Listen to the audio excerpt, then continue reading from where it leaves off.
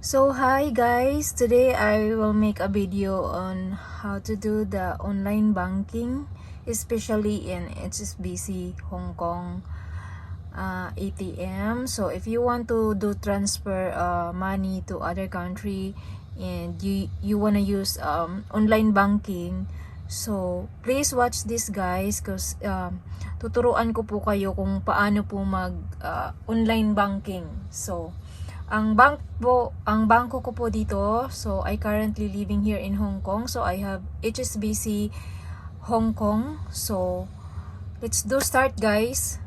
So let's open our Chrome. So I usually doing this, so I have a lot of accounts, so I'm using my account na nakatie up sa bank account ko na ginagamit ko. So you need to search. Ayan, HSBC online banking. Ayan na siya. So just click this online banking ways to bank HSBC. So ayan. And yan, meron na siya. Nandito na tayo. So we are here in the dashboard. So guys, marami tayong makikita dito. So we can see a lot of things and na-offer ng bank. So we need to log in our account. Ayan guys, magla-log in tayo dito. So for now, I'm gonna inbox my name. So kakabiran ko na lang yan siya mamaya. So let's go. So ayan, hindi pa tayo we're not yet in the account kasi kailangan mo pa siyang sagutan. So ito yung meron kasi before na nag open kayo ng bank account, may mga question doon na important question, important details.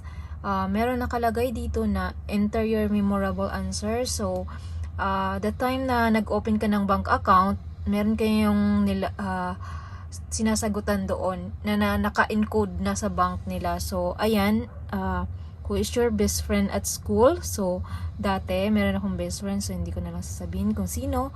So dahil yan po ang isa sa password ko, so nandito po ako ngayon.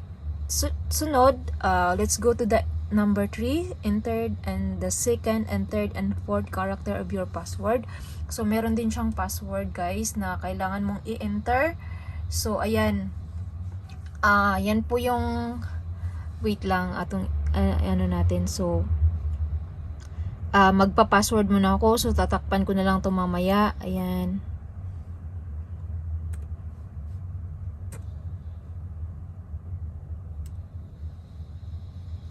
So let's continue here. Click the continue.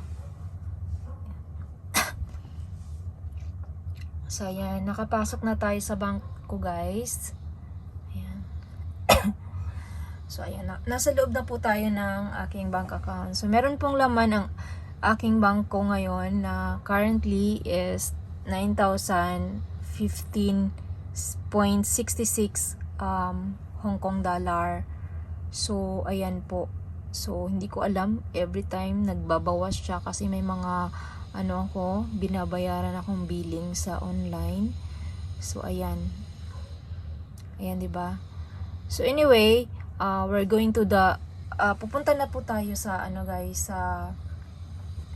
pupunta na tayo sa mag-transfer ng pera guys. But anyway guys, gusto ko muna sabihin sa inyo na bago kayo mag-operate ng transfer online using your online banking, kailangan nyo po munang magpa-verify sa bangko ng inyong daily na pwede nyong i-remit everyday. So ako po, I personally nagsabi ako ng limits na amount.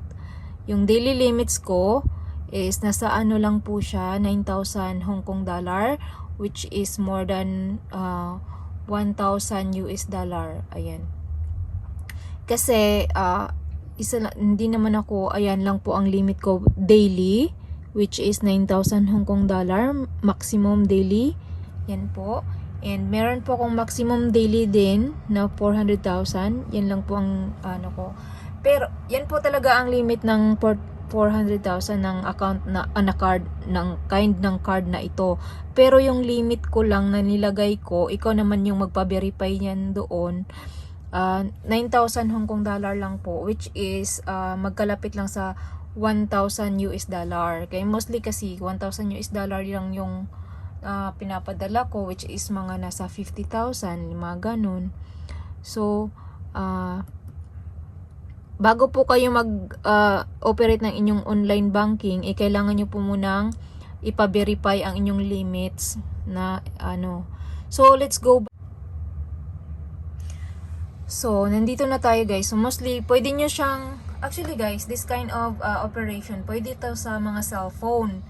Yes, pero some of the cellphone, hindi siya maka-open ng ganitong website kasi minsan yung cellphone is low ang kanyang memory, so hindi nila kayang i-open yung ganito. Punta lang kayo sa Google Chrome, try to open the website, 'di ba? So baba tayo guys, then magta-transfer na po ako ng pera. Ayan.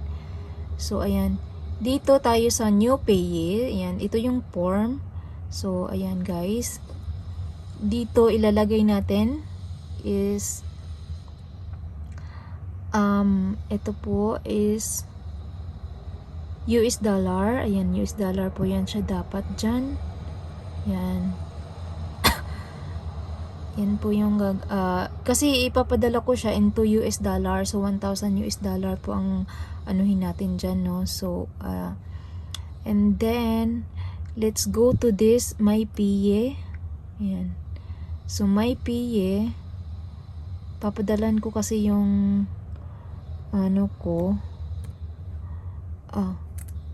Ayan, padalan ko kasi yung naka-encode na kasi siya dito guys. Naka-encode na yung name, naka-detailed na. Actually guys, pwede nyo namang i-type, but meron akong record sa kanya, meron na siyang record dyan.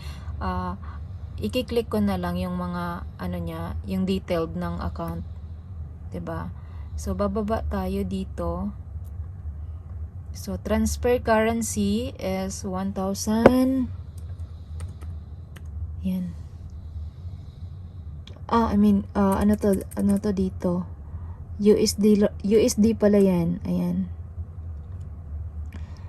So transfer currency, ang ilagay natin is USD. Ayan na siya. So merong enter amount, so into USD lagay, kailangan natin ng 1,000 yan, 'di ba? So ayan guys. So dito sa overseas charge sa recipient, myself lang siya guys, kasi ako lang naman to, hindi naman to by company, 'di ba?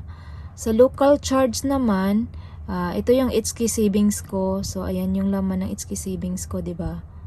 So ayan. So ngayon, optional naman tong reference. Pwede mo nang hindi ilagyan 'yan. Pati yung yung purpose of payment. Yan, hanapin natin yung travel expenses. Lagay natin travel expenses. Yan.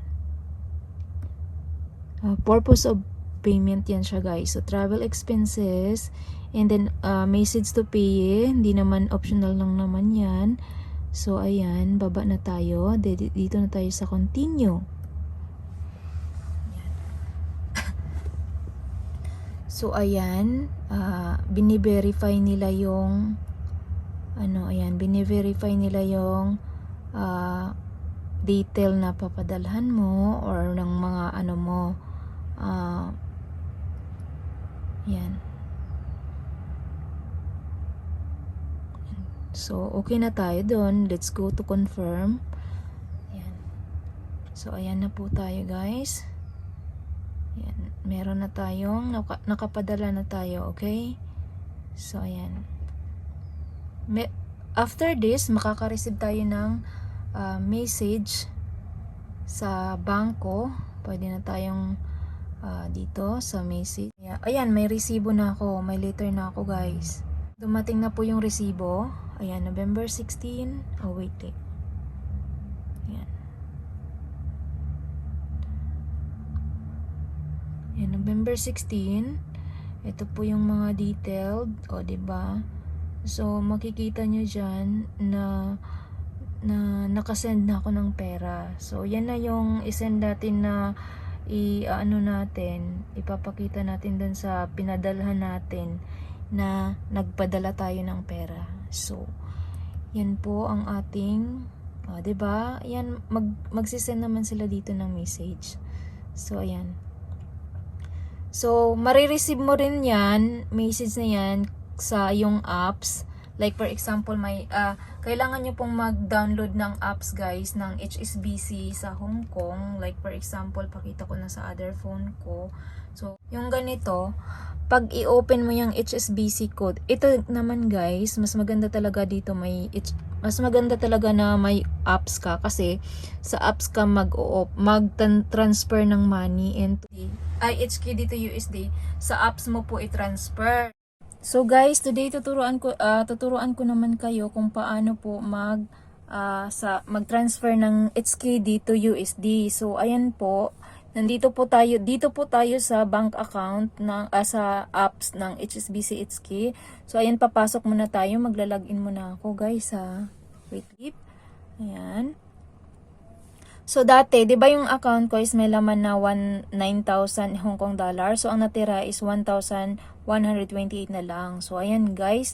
So pag nag-transfer po kayo ng Hong Kong dollar to US dollar, etong makikita nyo itong pay and transfer, right? Punta kayo dyan, tapos foreign exchange, tapos example, gusto nyong 1,000 ang ilagay ninyo. So ayan, 1,000 US dollar. Then proceed lang, done.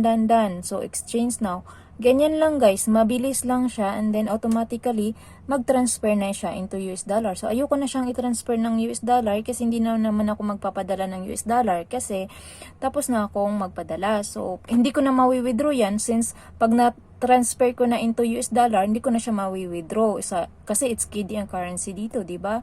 So nakasave lang yan siya dyan. So ang pera ko ngayon nakasave lang sa Hong Kong dollar. Dito po nga pala sa yung resibo ko nga pala kanina na nag-send ako ng money, makikita nyo dito sa message. Punta lang kayo dito sa apps nyo, tapos sa support, ito dito, diba? Tapos punta kayo sa support, makikita nyo yung message, ayan. So, ito po yung mga transaction ko, mawawala po siya. Yung lahat ng mga resibo transaction, screenshot nyo na lahat kasi mawawala siya into 90 days. So, ito po yung kanina na nagpadala ko kanina. So, okay na po siya guys. Ayan. So, ito yung screenshot ko. Ibibigay ko doon ang details sa pinadalan ko ng pera. So, thank you guys. I hope na nakatulong sa inyo. And sana po meron kayong matutunan. And sa mga gusto pang magtanong about anything, then comment down below guys para po makapag-video po ako. Ma-share ko po yung knowledge ko. Thank you guys, and please do subscribe Jorgie Olita channel and click the bell button below para ma-notify po kayo sa mga next video. Thank you guys!